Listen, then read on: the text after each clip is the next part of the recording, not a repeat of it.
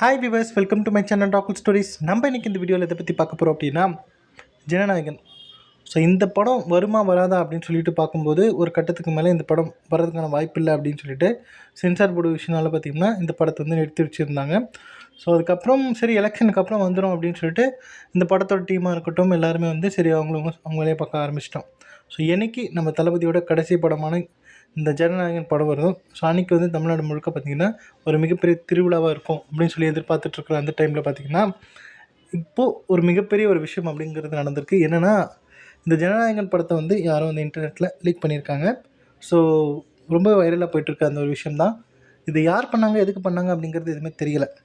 First என்ன பண்ணியிருக்காங்க அப்படின்னா, இந்த படத்தில் ஆல்ரெடி வந்து லோகேஷ் கனகராஜ், நெல்சன் அப்படின்னு சொல்லிட்டு ஒரு அந்த டேரக்டர்ஸ்லாம் பார்த்திங்கன்னா ஒரு கெஸ்ட் அப்பீரியன்ஸ் பண்ண போகிறாங்க, கெஸ்ட் ரோல் மாதிரி பண்ண போகிறாங்க அப்படிங்கிறது உங்கள் எல்லாருக்குமே தெரிஞ்சிருக்கும். ஸோ அரசியல் புதுசுலாம் பார்த்திங்கன்னா இது பற்றின நியூஸ் வந்துட்டு இருந்துச்சு. ஸோ அதை வந்து அப்பட்டமாக பார்த்திங்கன்னா அந்த சீனையே அப்படியே வந்து லீக் பண்ணியிருக்காங்க ஃபஸ்ட்டு. ஸோ அதுக்கப்புறம் ஒரு 5 நிமிஷம் கான ஒரு சீனை வந்து லீக் பண்ணியிருக்காங்க. ஒரு 5 நிமிஷம் கேப்பில் பார்த்திங்கன்னா மொத்த படத்தையும் வந்து ஆன்லைனில் லீக் பண்ணிட்டாங்க. ஸோ அப்படி லீக் பண்ணதுக்கப்புறம் பார்த்திங்க அப்படின்னா எல்லார் சைடில் இருந்துமே ப்ரொடியூசர்ஸ் சைட்லேருந்து இந்த டீம் இந்த படத்தோட டீம்லேருந்து சைட்லேருந்து ஏகப்பட்ட ஒரு ஆதங்கம் தெரியுது. ஸோ எந்தளவுக்கு ட்ரிகராக இருக்காங்க அப்படிங்கிறது தெரியுது. ஸோ நம்மளால் புரிஞ்சிக்க முடியுது. ஸோ இந்த படத்தை இத்தனை கோடி போட்ட எடுத்த அந்த ப்ரொடியூசர் எப்படி நினச்சிருப்பார், எப்படி இருக்கும் அவருக்கு. அதுவும் விஜயோட ஒரு கடைசி படம் எந்தளவுக்கு அவர் வந்து நினச்சிருப்பார் இந்த படம் வந்து பெரிய லெவலில் ஹிட் ஆகும். விஜய் மாதிரியான ஒரு பெரிய ஸ்டார் வந்து நடிக்கிறார் இந்த படத்தில். என்ன தான் இந்த படம் வந்து பகவந்த் கேசரியோட ரீமேக்காக இருந்தாலும் ஸோ விஜய் நடித்ததுனால இந்த படம் வந்து ஒரு சூப்பராக இருக்கும் அப்படின்னு எல்லாருக்குமே நினச்சிருப்பாங்க. ஸோ அவருடைய கடைசி படம் அப்படிங்கிறதுனால நல்லா கொண்டாட்டமாக இருக்கும் அப்படின்னு எதிர்பார்த்துருப்பாங்க. இந்த சென்சார் போர்டு இஷ்யூ வந்ததுக்கப்புறமும் பார்த்திங்க அப்படின்னா சரி ஓகே ஃபைன் இந்த படத்தை ரிலீஸ் பண்ணிடலாம் அப்படின்ற ஒரு நம்பிக்கையில் இருக்கும்போது இப்போ இந்த மாதிரியான ஒரு சம்பவம் நடந்திருக்கு. ஸோ இதுக்கப்புறம் பார்த்திங்கன்னா இந்த படத்தை வந்து ஓடிடிலையும் சரி தேட்டர்லேயும் சரி ரிலீஸ் பண்ணுறதுக்கான வாய்ப்பு எப்படி இருக்கும் அப்படின்னு தெரியல. இதுக்கப்புறம் ரிலீஸ் பண்ணால் என்ன, பண்ணாமல் போனால் என்ன அப்படிங்கிற ஒரு நிலைமை தான். ஏன்னா ஆன்லைன்லேயே ஆல்ரெடி லீக் ஆகிடுச்சு, ஆல்மோஸ்ட் எல்லாருமே பார்த்துருப்பாங்க.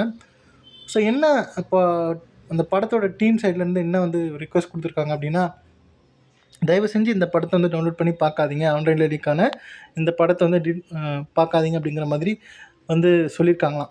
எதுவுமே பார்த்திங்கன்னா ஒரு சோஷியல் மீடியா பேஜில் வந்து நம்ம வினோத் வந்து எந்த சோஷியல் மீடியா பிளாட்ஃபார்ம்லையும் இல்லை அப்படிங்கிறது தெரிஞ்சிடும். ஸோ ஒரு பேஜ் மட்டும் அவங்க காமிச்சிருக்காங்க. அவர் வந்து ரெகுலராக அதில் வந்து ஃபாலோவர்ஸ்லாம் இருக்க மாதிரி வந்து போட்டிருக்காங்க. பட் அது வந்து அவருடைய அஃபிஷியல் பேஜாக என்னென்னு தெரியல. பட் அதுலேருந்து என்ன சொல்லியிருக்காங்க அப்படின்னா, இது வந்து பல பேருடைய கனவு.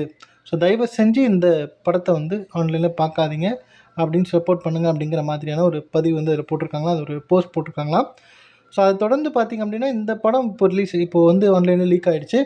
லீக் ஆனதுக்கப்புறம் வந்து கண்டிப்பாக ஓடிடிலையும் சரி தேட்டர்லையும் சரி ரிலீஸ் பண்ணுறதுக்கான வாய்ப்பு கிடையாது. ஓடிடியில் ரிலீஸ் பண்ணாலுமே கூட ரொம்ப வந்து ஒரு ரொம்ப அடிமட்டமாக தான் அதோட ரேட்டை கேட்பாங்க. அதில் எந்த டவுட்டுமே இருக்காது. உங்களுக்கு தெரியும். ஸோ ஆன்லைனில் படம் லீக் ஆகுது அப்படின்னா யார் பார்த்த வேலையாக இருக்கும் அப்படிங்கிறது உங்களுக்கு சொன்னோடனே ஒருத்தவங்க மேலே வந்து உங்களுடைய மைண்டு போயிருக்கும். தமிழ் ராக்கர்ஸ் அப்படிங்கிறவங்கள நீங்கள் நினச்சிருப்பீங்க. பட் இதில் ஆச்சரியப்படுற விஷயம் என்ன அப்படின்னு பார்த்தீங்க அப்படின்னா, அவங்க சைட்லேருந்து என்ன சொல்லியிருக்காங்க அப்படின்னா, இல்லை இந்த வேலையை நாங்கள் பார்க்கல, இதுக்கும் எங்களுக்கும் எந்த சம்மந்தமும் கிடையாது. ஸோ எங்களுக்குன்னு ஒரு பாலிசி வச்சுருக்கோம், எங்களுக்குன்னு ஒரு கொள்கை வச்சுருக்கோம். என்னென்னா, ஒரு படம் வந்து தியேட்டரில் ரிலீஸ் ஆனதுக்கப்புறம் தான் நாங்கள் வந்து ஆன்லைனில் லீக் பண்ணுவோம் அப்படிங்கிற மாதிரி அவங்க சொல்லியிருக்காங்களாம். பாருங்கள், அவங்களுக்குலாம் பாலிசி வச்சு பண்ணுறாங்க. இந்த படத்துலலாம் காட்டுவாங்க பார்த்தீங்கன்னா, எங்களுக்குன்னு ஒரு கொள்கை இருக்குது, எங்களுக்குன்னு ஒரு ப்ரொசீஜர் இருக்குது, ஒரு பாலிசி இருக்குது, அதை வச்சு தான் நாங்கள் கொலை பண்ணுவோம் அப்படிங்கிற மாதிரி. நாங்கள் பண்ணுறது அயோக்கியத்தனம் தான், இருந்தாலும் எங்களுக்குன்னு ஒரு கொள்கை இருக்குது, எங்களுக்குன்னு ஒரு பாலிசி இருக்குது, அதை வச்சு தான் நாங்கள் பண்ணுவோம் அப்படிங்கிற மாதிரி சொல்கிறாங்க. ஸோ எங்களுக்கும் இந்த படம் ரிலீஸ் ஆனதுக்கும் எந்த சம்மந்தமும் கிடையாது அப்படிங்கிற மாதிரி வந்து அவங்க சைட்லேருந்து சொல்லியிருக்காங்களாம். இதனால் விஜயோட ரசிகர்களுக்கு இன்னுமே வந்து அந்த தமிழ் ராக்கர்ஸ் வந்து ரொம்ப பிடிச்சி போச்சு, ரொம்ப ஒரு பெரிய அளவுக்கு ஆதரிக்கிறாங்க அப்படிங்கிற மாதிரி சொல்லப்படுது. ஸோ இது பாருங்களேன், இந்த மாதிரியான ஒரு சம்பவம் கண்டிப்பாக நடக்கவே கூடாது.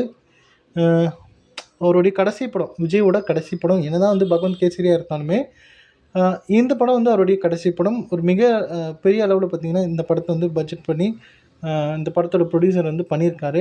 ஸோ நல்லாவே விஷுவலாகவே சூப்பராக பண்ணியிருப்பார். விஜயும் சரி, இந்த காஸ்ட் அண்ட் க்ரூவாக இருக்கட்டும், எல்லாருமே அவங்களுக்கு கொடுக்கப்பட்டிருக்க அந்த கேரக்டர் சூப்பராக பண்ணியிருப்பாங்க.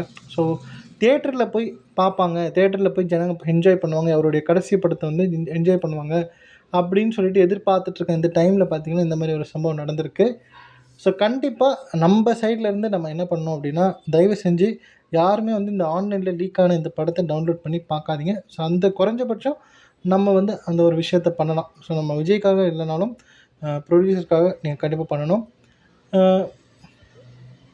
எனக்கு என்ன பர்சனலாக தோணுச்சு அப்படின்னா, நம்ம ரஜினிகாந்த் இருக்கார் இல்லையா, ஸோ நம்ம தலைவர் இருக்கார் இல்லையா, ஸோ அவர் வந்து மக்களுக்காக நான் நிறைய படம் பண்ணிட்டேன், எனக்காக நான் சில படங்கள் பண்ணணும் அப்படின்னு சொல்லிட்டு பாபா அப்படின்னு சொல்லிட்டு ஒரு படம் நடித்தார். ஸோ அந்த படம் அந்த நேரத்தில் பார்த்திங்கன்னா அவர் எதிர்பார்த்த மாதிரி சரியாக போகலை, ஒரு மிகப்பெரிய ஒரு நஷ்டம் அப்படிங்கிறது ஏற்படுது. ஸோ உடனே என்ன பண்ணிட்டார் அப்படின்னா, அந்த ப்ரொடியூசர்ஸ் அதுக்கு அவங்க அந்த ஆட்கள்லாம் கூப்பிட்டு அந்த நஷ்டத்தை வந்து ஈடுகட்டிட்டார், நஷ்டத்தை வந்து கொடுத்துட்டாரு, செட்டில் பண்ணிட்டாரு. ஸோ அந்த மாதிரி நான் இந்த படத்துக்கும் பண்ணால் நல்லாயிருக்கும் அப்படின்னு தான் என்னுடைய ஒப்பீனியனாக இருக்குது. ஸோ கண்டிப்பாக வந்து பண்ணணும் அப்படின்னு சொல்லி நான் எதிர்பார்க்கல. விஜய் அவருடைய டீமாக இருக்கட்டும், படத்தோட டீமுக்கு இந்த மாதிரி ஏதாவது ஒரு சப்போர்ட் பண்ணி ஃபினான்ஷியலாக வந்து சப்போர்ட் பண்ணால் ரொம்ப நல்லாயிருக்கும் அப்படிங்கிறது என்னுடைய ஒரு பர்சனலான ஒரு ஆசை. ஆக்சுவலாக பார்த்திங்கன்னா இப்போ வந்து ஒரு கட்சியோட தலைவராக இருக்கார். ஸோ அவருக்கு தெரியும் இந்த அளவுக்கு இப்போது இந்த மாதிரி நடந்திருக்கு, இந்த மாதிரி ஒரு சம்பவம் நடந்திருக்கு. ஸோ இதனால் பார்த்திங்கன்னா அந்த ப்ரொடியூசர் எந்த அளவுக்கு வந்து பாதிக்கப்படுவார், எந்த அளவுக்கு கஷ்டப்படுவார் அப்படிங்கிறது. ஸோ அதனால் அவர் வந்து மனசில் வச்சுட்டு இதுக்கான ஒரு ஆக்ஷன் எடுத்து ஃபினான்ஷியலாக அவருக்கு சப்போர்ட் பண்ணால் ரொம்ப நல்லாயிருக்கும் அப்படிங்கிறது என்னுடைய பர்சனல் ஒப்பீனியன். ஸோ இதுக்கப்புறம் பார்த்திங்கன்னா சோஷியல் மீடியாவில் நிறைய விஷயங்கள் வந்து இதை பற்றின ஒரு அவதூறான விஷயங்கள்லாம் போயிட்டுருக்கு. ஸோ ஆமாம், அது என்ன சொல்லியிருக்காங்க அப்படின்னா, இல்லை ஆமாம் இது வந்து ஏற்கனவே கிண்ண கேஸ், இது கேசரி தானே, அந்த பகவந்த் கேசரி கதை தானேப்பா, இது வந்தான்னா வரலன்னா என்ன, இதில் வேறு இது லீக் ஆகிடுச்சின்னு வேறு நீங்கள் ஃபீல் பண்ணிகிட்ருக்கீங்களா அப்படிங்கிற மாதிரியும் பேசிகிட்டு இருக்காங்களா ஆன்லைனில். ஸோ என்ன தான் வந்து அந்த படமாக இருந்தாலும் இந்த படத்தில் வந்து ஏகப்பட்ட ஒரு டெக்னீஷியன்ஸாக இருக்கட்டும், இவ்வளோ பேர் வந்து ஒர்க் பண்ணிகிட்ருக்காங்க. அந்த ரீமேக் கல்ச்சர் அப்படி இருந்ததுனால தான் பார்த்திங்கன்னா நிறைய நல்ல படங்கள் மற்ற மொழியிலேருந்து வந்த படங்கள்லாம் நம்ம பார்த்து என்ஜாய் பண்ணியிருப்போம். ஸோ நம்ம தமிழ் படத்தையும் பார்த்திங்கன்னா நிறைய ரீமேக் பண்ணியிருப்பாங்க மற்ற லாங்குவேஜஸில். ஸோ அதனாலே பார்த்திங்கன்னா நிறைய ரீச் வந்து போயிருக்கு, ரீச் வந்து ஆயிருக்கு.